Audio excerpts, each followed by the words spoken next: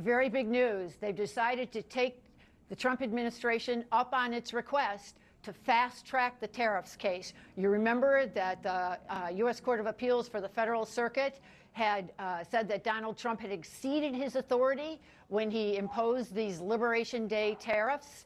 But the Trump administration came up to the court and said, don't wait to hear this appeal in the normal course. Take it right away. And today the justices have announced that indeed they will take up this case sooner rather than later. They've required fast-track briefing, so the administration and the challengers to Donald Trump's tariffs are going to be submitting briefs over the next couple of weeks, and then in mid-November, the justices will hear the case.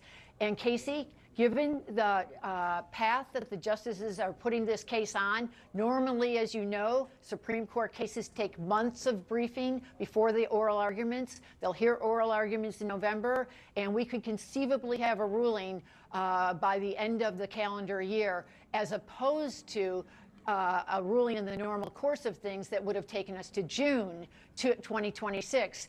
And what Donald Trump's lawyers had said, Casey, was if you wait, Supreme Court, till next June, which would be the normal course of things, we might be on the hook for billions of dollars that have been collected in these tariffs that will then have to be rolled back. So what they did was what the administration did was really try to point up the importance of resolution on this. And the Trump administration's lawyers, as well as the challengers' lawyers, also had urged the court to take it up sooner rather than later, just because of the uncertainty out there.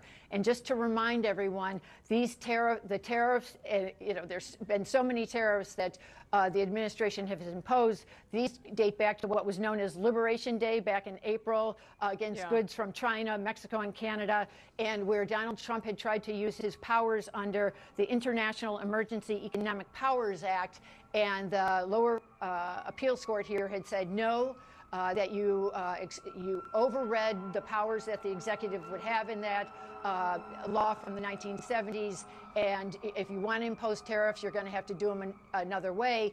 But bottom line is the Constitution does give Congress the main authority for tariffs, so the Trump administration was trying to have an exception.